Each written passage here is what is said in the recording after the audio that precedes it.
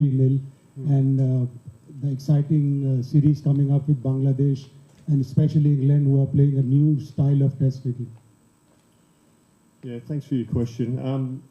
Yeah, obviously Pakistan lost that series 3-0, but I thought there was some, as an outsider, just observing that as a cricket fan, there were moments in games where Pakistan were on top and were competing hard. I know there were a few moments in that, particularly in that Melbourne Test, where Pakistan were driving those games forward. And I think it's always been said that Pakistan are a talented team, but how can they be more consistent? And I suppose that's one thing that I'm hoping that I can find some solutions for, is the consistency in performance. And I'm looking forward to exploring that with the players and the coaching staff. Jason, this is your very important assignment with Pakistan cricket team. Are you confident to improve skills and physical fitness level of Pakistan cricket team, especially upcoming series? Yeah, look, it's a lot of people talk about ways to improve. People mention physical fitness, and that's a given. If you're a professional cricketer, if you're an international cricketer, the coaches shouldn't necessarily be, once you've reached national level and playing international cricket, fitness shouldn't really be questioned. You should be fit and robust and strong to represent your country. That's personal pride, that's professional discipline, that's being a professional sportsman. So I fully expect players to be fit and robust and strong, and being able to represent Pakistan. What brand of cricket should we expect Pakistan to play under your coaching? Are you a fan of baseball sort of cricket? I mean, the intentful cricket which we usually say that we want to go with five run and over, four run over. And also, do you have any discussion with Pakistan's red ball captain Shan Masood recently? I've spoken a couple of times with Shan, and we've had some really good conversations. So looking forward to meeting him in person, and looking forward to meeting all the players in person. You talk about brand of cricket. I want Pakistan to be authentic to Pakistan cricket and how we can go about that. So that'll be discussions that I'll have, obviously, with the captain, the coaching staff, and the players, because I think we're all on the journey together. So I want us to all have a say in how we're going to play, how we want to be seen by other teams, how we want to be seen by the public. What is the perception? And if there's any perceptions that aren't overly positive, what can we do to change them? So that'll be the discussions that we'll have. But as you mentioned, if you're talking about brand of cricket, I love positive play. But the question is, what does positive play look like? Sometimes positive play can be getting through a tough period of a test match when the opposition are bowling really good spells, or finding a way to minimise the damage when two batsmen in the opposition are playing well. Problem solving, for me, that's in the moment, on the field. For me, that's important part of how you go about playing Test cricket.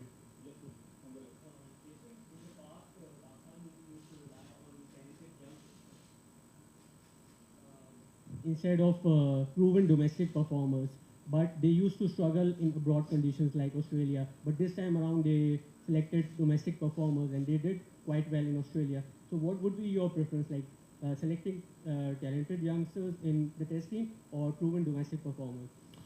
Look, I think that's a conversation for the selectors to debate. If someone's, I've always said, if someone's good enough, they're old enough. And having said that as well, if someone's performing really strongly and absolutely banging the door down with performances at domestic level, then they'll be in the conversation for selection. But ultimately, selection comes down to what the needs of the team are, again, in the conditions against the opposition, and finding the best balanced side to have an impact in that game. So that's where we'll be selecting the sides based on how can we win that test match or that series, and we'll select accordingly to conditions and opposition. This is the first time that Pakistan have gone for split coaching with separate coaches for red ball and white ball. So have you had any conversations with Gary Kirsten, or have you had any coordination with him over tactics or anything else? Yeah, look, I have spoken to Gaz, and we've had a couple of really good conversations. And a lot of it's revolving, I suppose, around, because the international schedule gets so busy, as well as players going and having opportunities to experience different leagues around the world. It's about managing those players as best we can, and particularly the guys who are playing multi-formats. So you've got the test and guys are playing test cricket, one-day cricket and T20 cricket. Gary and I have spoken about how can we best utilise those players so that they're at their very best for Pakistan in all the formats. So that will form a lot of the basis of our communication. But ultimately, from you mentioned tactical point of view, Test cricket's a little bit different to the one days and T20. That's Gary's role to look after the white ball sides, and I'll allow him to do that. If he wants to ask me a question or seek me out for anything, of course I'll share any advice. But ultimately, that's his role, and I respect that. And but I'm really looking forward to working with him, because our job is to work together for the betterment of Pakistan cricket, and that's what we're both energised about. That's what we're excited about. Jason, Pakistan's last test season was horrible. They couldn't manage to win a single series on home conditions. So what major steps do you think that needed to be taken to brought back Pakistan test team on the side? And Pakistan will be playing 7 tests in their home condition, and Pakistan have spinning conditions. Abrar Ahmed, if you have worked on it, Abrar Ahmed is the one who looks to be in the playing 11. Who is the other spinner who do you think will gonna make it into the squad? Because later on, Noman was playing, he's already 42. So is somebody youngster will gonna take a chance, or do you have any 2 to 3 spinners do you think will gonna serve Pakistan team in the coming time? Oh, look, we've got any number of spin bowling options. As selectors, we'll sit down and have a look at all those options, and again, we'll look at conditions. We want, with the conditions in Pakistan, we want an even contest with bat and ball, and if we can have those surfaces there, that'll give us the best chance to play the best cricket we possibly can. So yeah, as for individual selections, we'll sit down as a selection group and go through that. We've got some training camps, we've got some games, which we're looking forward to. I'm looking forward to going on this tour with the Shaheens to Australia to have a look at some players that I'm not overly familiar with, just to see how they go in different conditions against different opposition. And then when it gets closer to the time, those Bangladesh Test matches, we'll see what surfaces we're going to be playing on, and we'll pick our squads accordingly. Yep. Sorry, no worries. Yeah. Jason, there is a lot of talk about Babar Azam captaincy, especially T20 cricket and all formats. What do you think? What do you think about it? Look, obviously the white ball team the teams are the white ball teams, and I know there's been a lot of speculation. Look, those decisions. I'm not involved in the selection in white ball cricket. I'm purely focused on the red ball game, and I'm sure those decisions will be made. Look, and I understand. Pakistan didn't have a great World Cup, World T20. I know people are disappointed in that, but I'm sure Gary has learnt a lot. He's only just gone into that role with the Pakistan side, and he would have learnt a lot from that trip, as would a lot of the players and staff. So decisions will be made, but that's not my where I'm at. I'm focusing on the red ball side. Jason here. Jason, the chairman of the board recently said about fitness tests for the players, and we have heard that there is no fitness test for long. How would you emphasize on fitness and how important it is?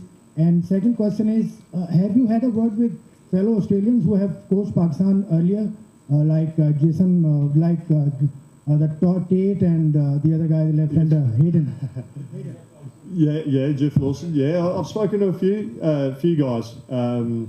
you know, I'm friends with Jeff Lawson, Sean Tate, and they spoke with glowing reference to how much they enjoyed coaching here in Pakistan, and that gave me made me very excited as well, which is great. You mentioned fitness.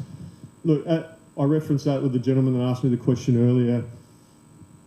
Fitness is fundamental to being a professional sportsman, and you know, as a head coach, once players reach international level, we really shouldn't be talking about fitness.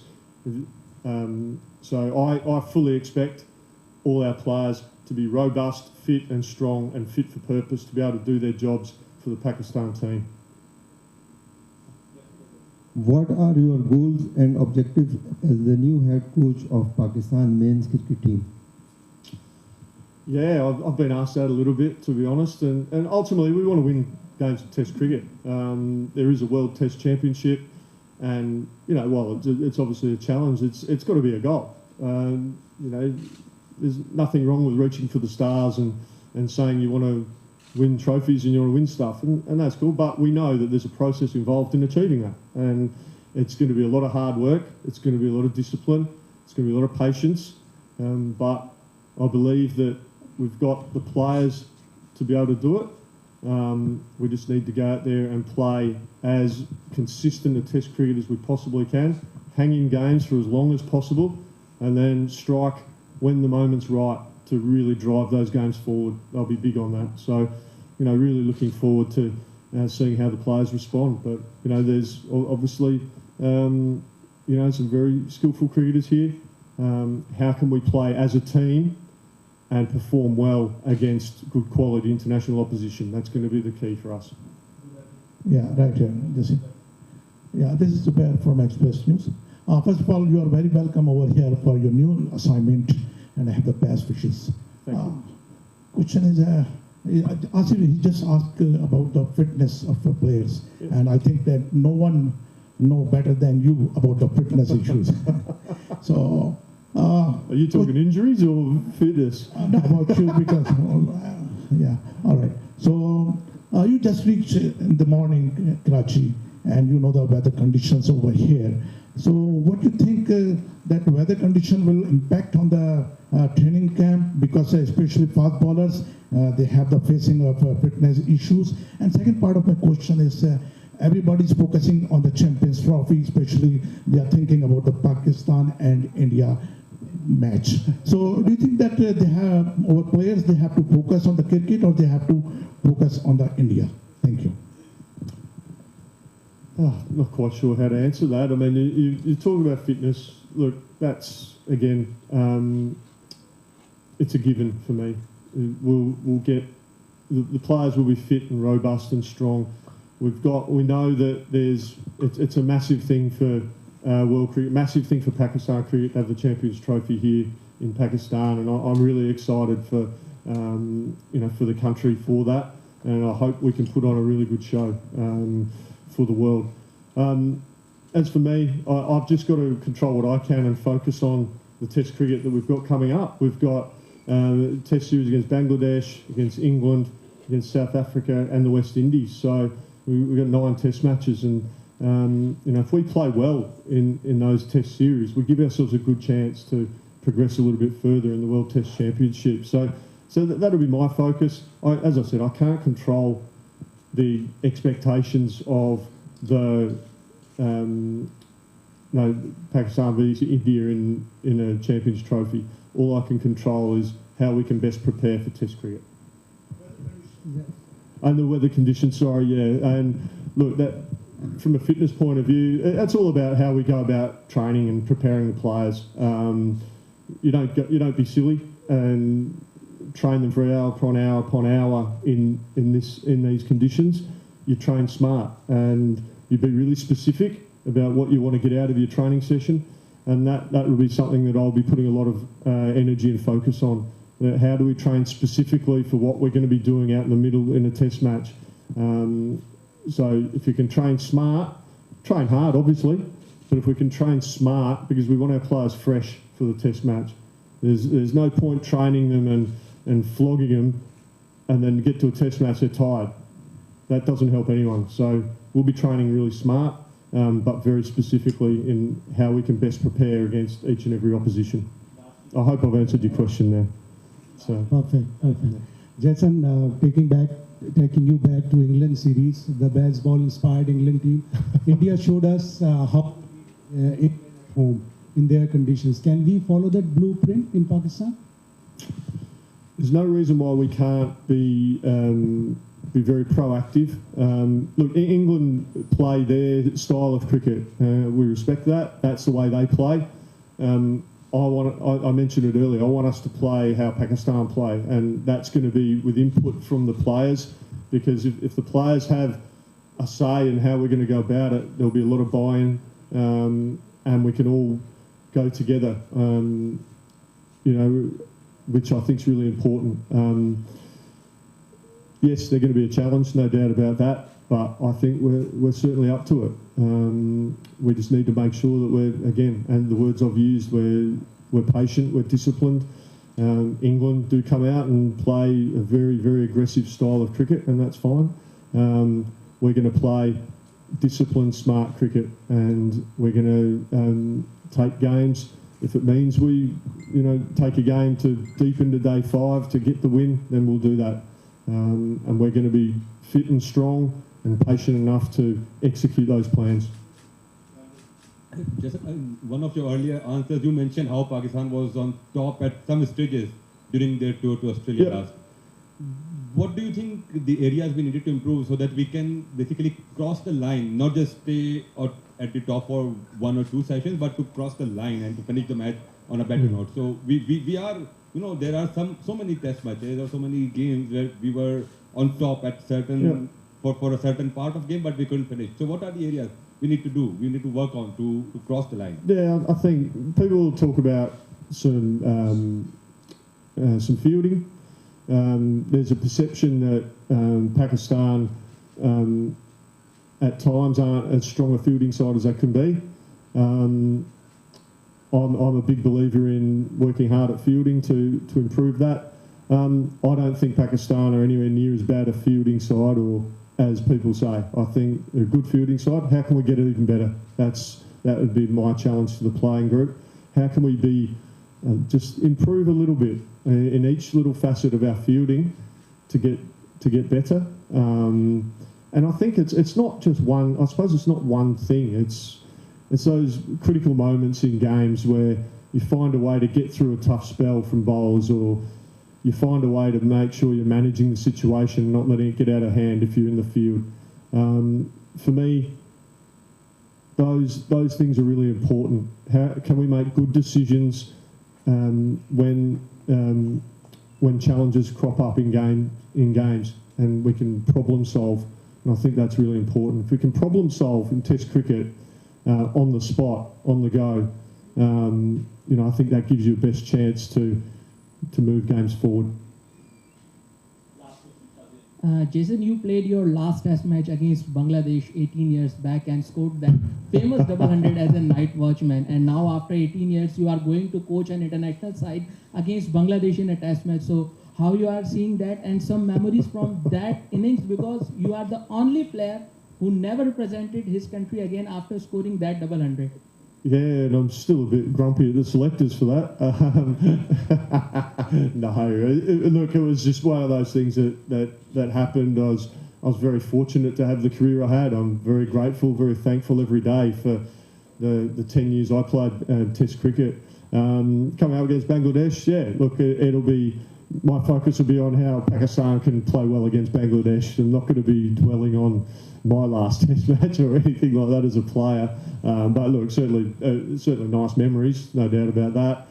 But my focus and energy is on Pakistan and how we can have an impact against Bangladesh, who are a very good cricket team. So we need to make sure that we're playing well, we prepare well, we do our research on the opposition, and identify strategies for us to be able to have an impact against them. So looking forward to that. That'll be my first Test match in charge, and I'm really looking forward to that. Right. Thank you so much, Jason, and thank you, everyone. Thank you so very much. Thanks, guys.